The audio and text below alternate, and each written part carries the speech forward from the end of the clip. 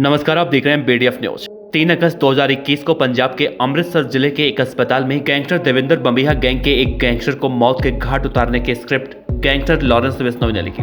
ठीक उसी तरह से जैसे पंजाबी सिंगर सिद्धू मूसेवाला को मारने की स्क्रिप्ट उसने तिहाड़ में बैठकर लिखी थी। और उस वारदात को अंजाम देने के लिए लॉरेंस बिश्नोई के शूटर क्रेटा कार से अस्पताल पहुंचे और उसे ठोंक दिया, जिसके बाद पूरे अस्पताल में अफरा तफरी मच गई थी और एक बड़ी खतरनाक गैंग का गैंगस्टर मारा जा चुका था।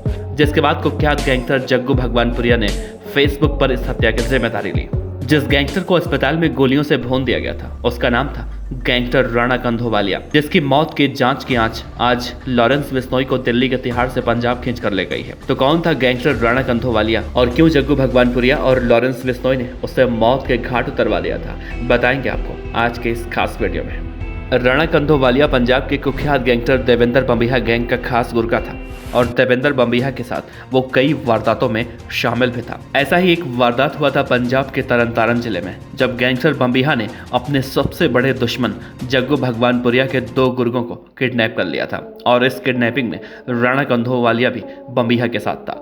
बंबिहा तो पुलिस एनकाउंटर में मारा गया, लेकिन राणा कंधोवालिया जिंदा था और उसे खत्म करने के लिए जग्गू भगवानपुरिया कई सालों से प्लान बना रहा था। देवेंद्र बंबिहा के एनकाउंटर के बाद राणा कंधोवालिया जेल गया और जब जेल से जमानत पर बाहर आया तो उसके घर वालों ने उसके शादी करवा दी। शादी होने के बाद अपराध की दुनिया से उसने मुंह मोड़ लिया, लेकिन उसके दुश्मन तो उसकी राह देख रहे थे कि कब राणा कंधोवालिया उन्हें मिले और उसे मौत के घाट उतार दे। इसके लिए वो रात दिन राणा की रेकी करने लगा, लेकिन बात नहीं बन रही थी। तो जग्गू भगवानपुरिया ने तिहाड़ जेल में बैठे अपने क्राइम पार्टनर लॉरेंस बिश्नोई से संपर्क किया और फिर लॉरेंस ने राणा को निपटाने का जिम्मा लिया। ठीक वैसे ही जैसे सिद्धू मूसेवाला को मारने के लिए जग्गू ने अपने शूटर जगरूप रूपा और मनप्रीत मन्नू गुस्सा को लॉरेंस बिश्नोई को सौंप दिया था। अब तिहाड़ में लॉरेंस बिश्नोई राणा को निपटाने का प्लान बनाने लगा और फिर उसने फोन घुमाया गैंगस्टर गोल्डी बराड़ को।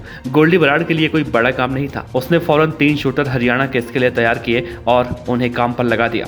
तीनों शूटर लगातार राणा कंधोवालिया की रेकी करते रहे, लेकिन राणा उनके हाथ नहीं आ रहा था। और फिर 31 जुलाई 2021 का वो दिन आया जब गोल्डी बराड़ के शूटरों को मौका मिल गया। राणा अपने घर से कहीं जाने के लिए अपनी कार से निकला और उसके पीछे गोल्डी के शूटर भी लग गए, लेकिन रास्ते में उन्हें PCR मिल गई तो वारदात को अंजाम देने का प्लान खत्म कर दिया गया। लेकिन राणा की गाड़ी का पीछा करते रहे। राणा को यह मालूम नहीं था कि शूटर उसका पीछा कर रहे हैं और तभी अचानक राणा अपनी गाड़ी एक अस्पताल परिसर में लेकर चला जाता है।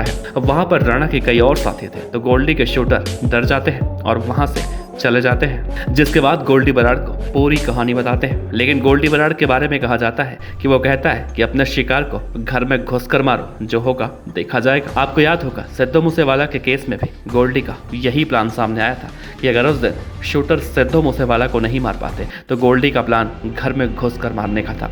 और उसके बाद गोल्डी के शूटर 2 दिन तक रेकी करते रहे और इस दौरान राणा कंधोवालिया लगातार उसी अस्पताल के चक्कर काटता है, क्योंकि कहा जाता है कि राणा कंधोवालिया की कोई रिलेटिव उस अस्पताल में एडमिट थी। और फिर आ गया 3 अगस्त 2021 का दिन, जब गोल्डी बराड़ ने यह साफ कह दिया कि अस्पताल में उसे घुस कर मारो। लेकिन एक बात याद रखना कि कोई बेगुनाह ना मरे।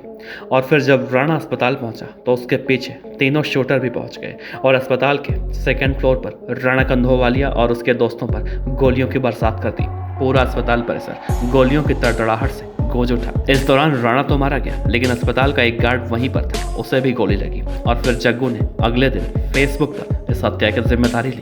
आज के मौजूदा वक्त में भी उसी राणा कंधोवालिया हत्याकांड के मामले में लॉरेंस बिश्नोई और जग्गू भगवानपुरिया से पूछताछ की जा रही है। तो दोस्तों, इस कहानी को बताने का मतलब यही था कि अगर अपराधी अपराध करना छोड़ भी देता है तो भी वो मारा ही जाता है, क्योंकि हृदय परिवर्तन उसका होता है, उसके दुश्मनों का नहीं। इसीलिए कहा जाता है कि जराइम की दुनिया में जाने का रास्ता तो है, लेकिन वापस आने का नहीं है। इस वीडियो पर अपनी राय जरूर दें। आपका बहुत बहुत शुक्रिया।